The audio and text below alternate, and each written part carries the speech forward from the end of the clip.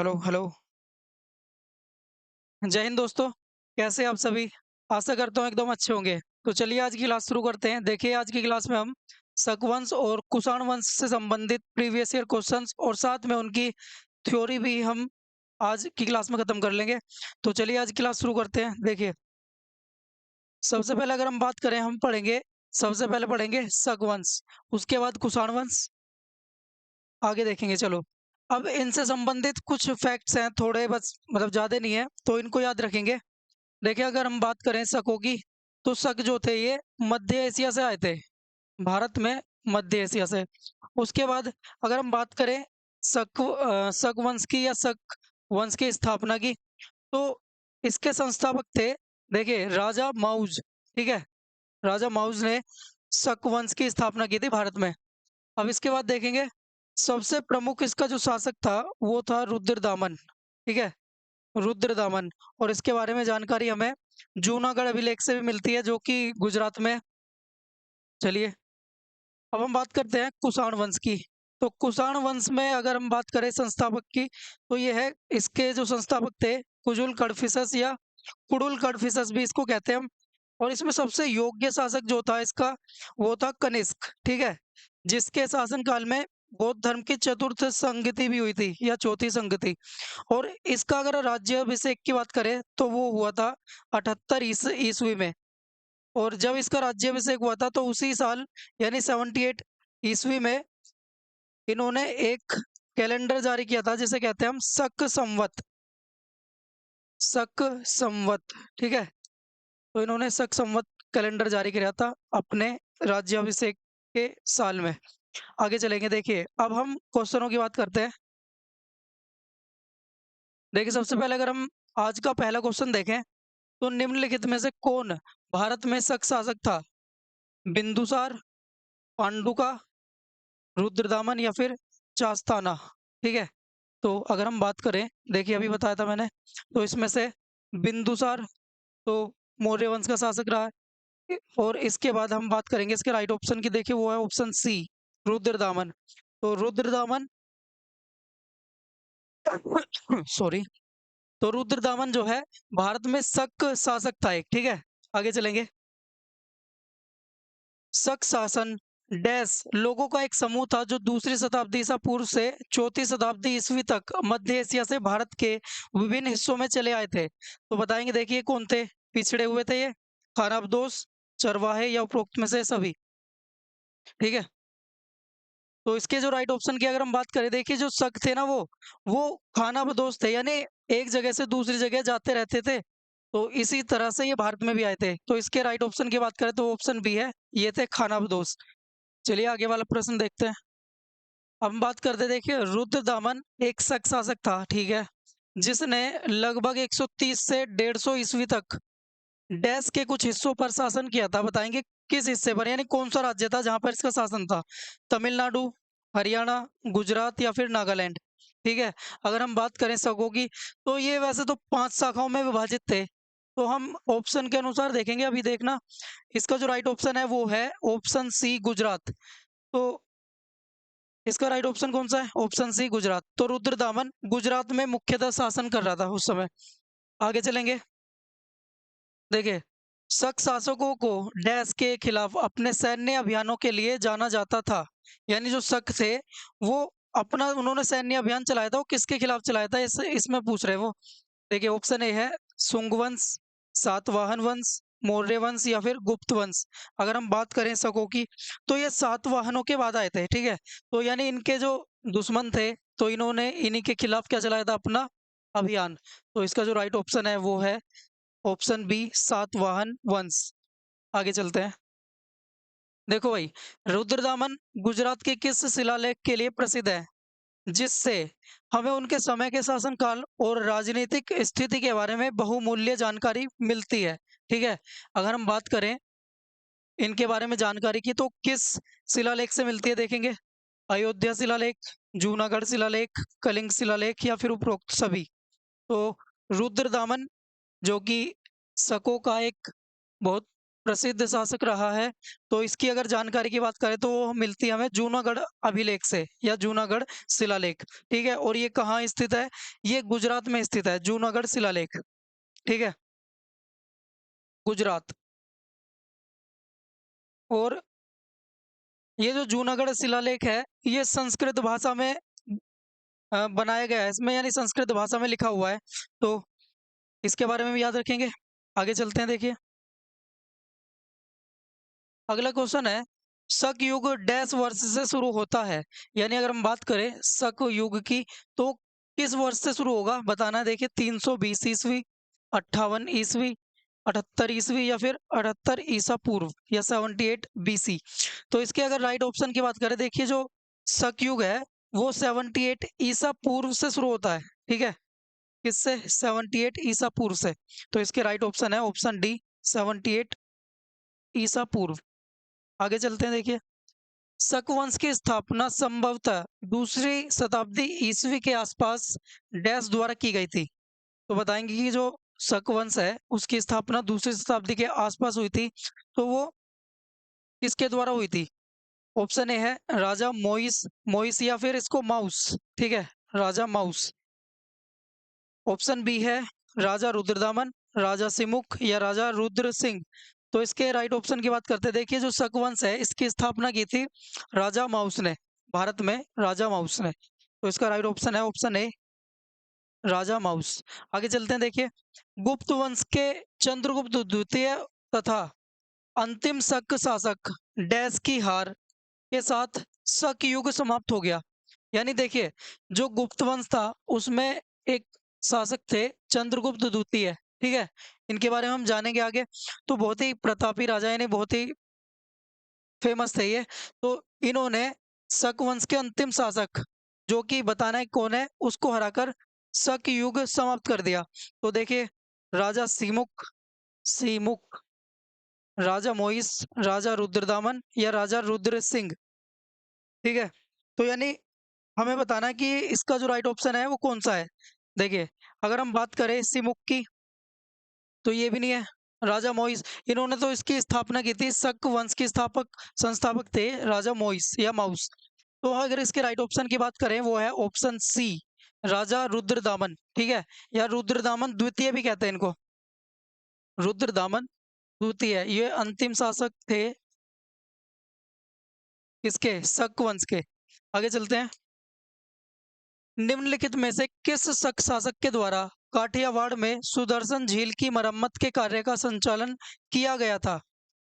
ठीक है, तो बताएंगे। इसके राइट ऑप्शन की बात करते हैं, देखिए रुद्रदामन प्रथम, रुद्रदामन द्वितीय, रुद्रदामन तृतीय, रुद्रदामन चतुर्थ। तो इसके अगर हम राइट ऑप्शन की बात करें तो देखिए सुदर्शन झील एक बहुत ही फेमस झील है। इसके बारे में अ, 3-4 राजाओं ने इसके, मतलब किसी ने स्थापना और किसी ने इसकी मरम्मत और फिर पुनर्निर्माण ऐसे-ऐसे कराए थे। तो बताइए, देखिए यानी अब मरम्मत की बात चल रही है, तो मरम्मत किसने कराया था? रुद्रदामन प्रथम। इसका राइट ऑप्शन की अगर हम बात करें तो वो है ऑप्शन ए, रुद्रदामन प्रथम, ठीक है? रुद्रदामन प्रथम ने सुदर्शन झील का निर्माण नहीं, मरम्मत कराई थी, ठीक है? और इसके बाद अगर हम बात करें, देखिए रुद्रदामन द्वितीय, तो ये शक का अंतिम शासक रहा है। आगे चलते हैं। निम्नलिखित में से राजवंश शासित क्षेत्र का कौन सा युग्म सही सुमेलित है?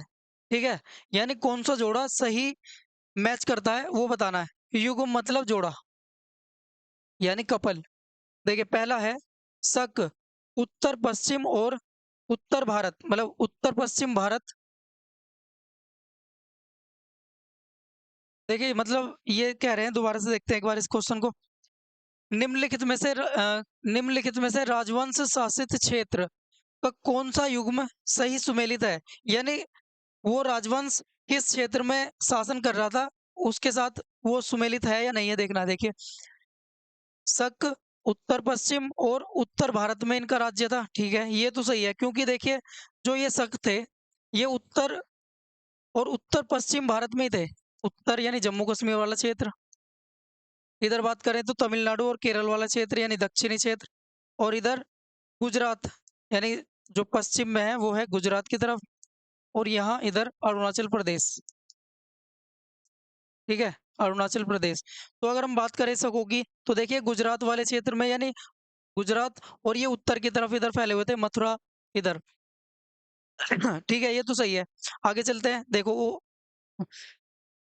स्टेटमेंट नंबर 2, वाकाटक जो वंश था वो मध्य और पश्चिमी भारत में था। ठीक है, मध्य भारत यहाँ बीच में, यानी महाराष्ट्र मध्य प्रदेश की तरफ इधर। तो इसका जो राइट ऑप्शन की अगर बात करें, दोनों सही है। तो इसमें देखेंगे दोनों कौन कौन से सही है। देखिए, ऑप्शन डी है, 1 और 2 दोनों सही है इसके। आगे चलते हैं, देखिए अब आप पीछे जो देख रहे हैं, देखिए हमने सीटेट का बैच शुरू किया हुआ है, जिसका नाम है सार बैच। तो आप इससे जुड़िए और अपनी तैयारी को बेहतर बनाइए, और जो कि लेवल 1 के लिए है, जिसकी अलग-अलग प्लेलिस्ट बनी हुई है, तो आप इसमें भी हमारे साथ जुड़ सकते हैं। आगे चलिए, देखिए अब अगला प्रश्न है, अभी हमने शक वंश समाप्त कर लिया, अब इसके बाद कुषाण वंश चल रहा है, जिसके प्रश्न यहाँ दिख रहे होंगे आपको। देखिए, कुषाण वंश का संस्थापक कौन था? अशोक, चंद्रगुप्त, हर्षवर्धन या फिर कुजुल कडफिसेस या कुडुल कडफिसेस। तो इसके राइट ऑप्शन की अगर हम बात करें, तो इसका राइट ऑप्शन है, देखिए ऑप्शन नंबर डी। इसका राइट आंसर है ऑप्शन डी, कुजुल कडफिसेस। तो कुषाण वंश की स्थापना कुडुल कडफिसेस ने की थी। आगे चलते हैं, देखिए सबसे प्रसिद्ध कुषाण शासक कौन था? यानी दिए गए ऑप्शंस में से बताना है कि कौन सा इसका सही उत्तर है। देखो उत्तर, सबसे पहले प्रश्न नंबर जो 12 है, यानी इसमें बताना है कुषाण शासक, और जो कि बहुत प्रसिद्ध रहा है। देखिए, ए है कुजुल कडफिसेस, ये तो इसके संस्थापक रहे। कनिष्क, द्वितीय अशोक भी कनिष्क को ही कहते हैं वैसे तो, उपरोक्त सभी। तो इसके राइट ऑप्शन की अगर बात करें, वो है ऑप्शन बी, कनिष्क। तो कनिष्क बहुत ही प्रतापी और प्रसिद्ध राजा था कुषाण वंश का, जिसका 78 ईस्वी में क्या हुआ था, राज्याभिषेक हुआ था, और इसी के समय शक संवत को भी लागू किया गया था। आगे चलेंगे, इसके बारे में बाद में बताएंगे। देखिए, अब अगले प्रश्न के बारे में हम बात करें, तो देखिए निम्नलिखित में से किस कुषाण शासक को द्वितीय अशोक के नाम से जाना जाता था?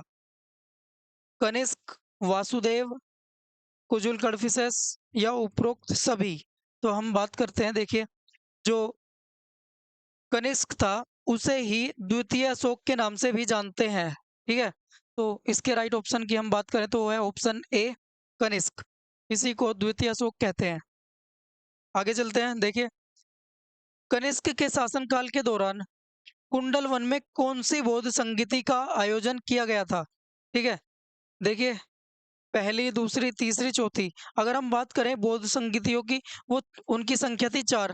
देखिए कौन-कौन सी थी, आप बताते हैं चलो एक बार फिर से। फर्स्ट, सेकंड, थर्ड और ये फोर्थ। तो फोर्थ, सबसे पहले बात करते हैं पहली की। तो देखिए पहली जो थी वो राजगृह में हुई थी। राजगृह, जो कि बिहार में पड़ता है। तो राजगृह में पहली बौद्ध संगीति हुई थी, और ये किसके समय हुई थी? अजातशत्रु के समय। अजातशत्रु। इसके बाद जो दूसरी संगीति हुई, वो हुई थी वैशाली में। वैशाली भी बिहार में ही पड़ता है, वैशाली।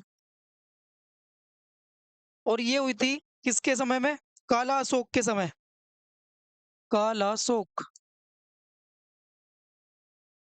कालाशोक के समय हुई।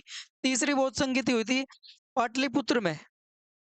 पाटलिपुत्र भी बिहार में, यानी आजकल वर्तमान में पटना को पाटलिपुत्र पहले कहते थे, पाटलिपुत्र। और ये किसके समय हुई थी? अशोक के समय में हुई थी। ठीक है, अब अगर हम बात करें चौथी, और जिसके बारे में यहाँ पूछा है, देखिए चौथी जो बौद्ध संगीति थी, वो हुई थी कनिष्क के समय में, और ये हुई थी कुंडल वन में।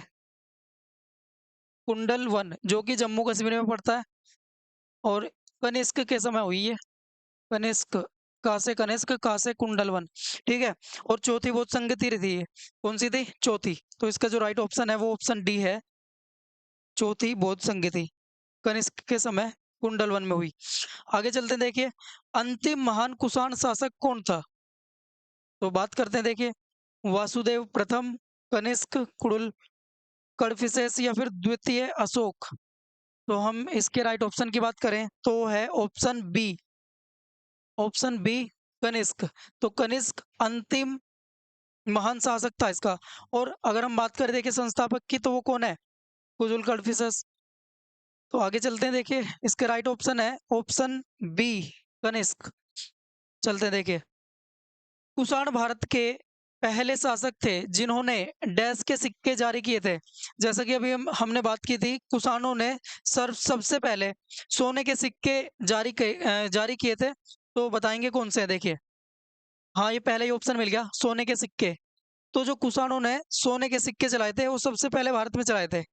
आगे चलते हैं, देखिए कुषाण वंश के शासक कनिष्क किसे अपनी राजधानी बनाया? मतलब कुषाण वंश का जो शासक कनिष्क था, उन्होंने किसे बनाया था अपनी राजधानी? कन्नौज को, मथुरा, पाटलिपुत्र या फिर इलाहाबाद? ठीक है, तो इसके राइट ऑप्शन की बात करते हैं, देखिए जो कनिष्क थे उन्होंने मथुरा को अपनी राजधानी बनाया था। आज के समय में भी मथुरा का नाम मथुरा ही है। ठीक है, तो आगे चलते हैं, देखिए निम्नलिखित में से किस कुषाण शासक द्वारा देवपुत्र की उपाधि धारण की गई थी? यानी कौन सा कुषाण शासक था जिसने देवपुत्र की उपाधि धारण की? कनिष्क, द्वितीय अशोक, वासुदेव प्रथम या फिर कुरुल कड़फिसस? ठीक है, तो इसके राइट ऑप्शन की अगर हम बात करें, देखिए अभी बताया था जैसे कि सबसे प्रसिद्ध शासक रहा है कनिष्क कुषाण वंश में। तो इन्होंने ही देवपुत्र यानी देवताओं के पुत्र की उपाधि धारण की। ठीक है, तो आगे चलेंगे, इसका राइट ऑप्शन है ऑप्शन ए, कनिष्क। अगला प्रश्न देखिए, कुषाण मूलतः कहाँ के निवासी थे? तो कुषाण मूलतः कहाँ के थे? देखिए मध्य एशिया, चीनी, तिब्बत या फिर ईरान? तो अगर हम इसके राइट ऑप्शन की बात करें, वो है ऑप्शन ए, मध्य एशिया। तो ये भी मध्य एशिया से ही आए थे भारत में। ठीक है, आगे चलेंगे, देखिए अगला प्रश्न है, डैश ने राजा हान हो टी, ये एक राजा थे, हान हो टी के खिलाफ लड़ाई लड़ी, जो चीन के हान वंश के राजा थे, और दूसरे प्रयास में उन्हें हरा दिया। यानी अपने पहले प्रयास में तो हरा नहीं सके, लेकिन दूसरे प्रयास में हान हो टी को हरा दिया। तो वो कौन थे? कनिष्क, बिंदुसार, चंद्रगुप्त मौर्य या फिर अशोक? तो देखिए कुषाण वंश से संबंधित है, तो देखिए बिंदुसार, चंद्रगुप्त मौर्य और अशोक, ये तो मौर्य वंश से संबंधित है। तो ये तो इसका ऑप्शन है नहीं। तो इसके राइट ऑप्शन की अगर हम बात करें, तो वो है ऑप्शन ए, कनिष्क। तो कनिष्क ने हान हो टी, जो कि चीन मतलब चीन के राजा थे उस समय के, तो चीन में भी हान वंश था, उसके राजा थे, इनको हरा दिया था दूसरे प्रयास में। आगे चलेंगे, देखिए ये आज का शायद लास्ट क्वेश्चन है, नहीं एक और है, ये लास्ट है। निम्नलिखित में से कौन सा शहर कुषाणों के साम्राज्य के दौरान उनकी दूसरी राजधानी के रूप में उभरा? कन्नौज, मथुरा, पुरुषपुर या फिर पाटलिपुत्र? तो अगर हम इसके राइट ऑप्शन की बात करें, देखिए अभी जो हमने देखा था, कनिष्क ने अपनी राजधानी मथुरा बनाया था। तो मथुरा तो दूसरी राजधानी थी इनकी, लेकिन जो पहली राजधानी थी वो थी पुरुषपुर। कौन सी थी? पुरुषपुर। लेकिन ये कौन सी राजधानी के बारे में बात चल रही है? दूसरी राजधानी। तो दूसरी राजधानी कौन सी होगी? Option B, Mathura. ठीक है, तो इनकी पहली राजधानी थी पुरुषपुर और दूसरी थी मथुरा। तो आज की क्लास में इतना ही था। अब हम मिलेंगे अगली क्लास में नेक्स्ट टॉपिक के साथ। लेकिन उससे पहले आपको एक जानकारी देनी है, और किससे संबंधित? सुरक्षा बैच, जो कि आरपीएफ, एसआई और कांस्टेबल दोनों के लिए हमने शुरू किया है, और जिसकी प्लेलिस्ट हमारे यूट्यूब चैनल पर आपको देखने को मिल जाएगी। ठीक है, तो हमारे साथ आप जुड़िए और अपनी तैयारी को बेहतर बनाइए। तो मिलते हैं नेक्स्ट क्लास में। जय हिंद।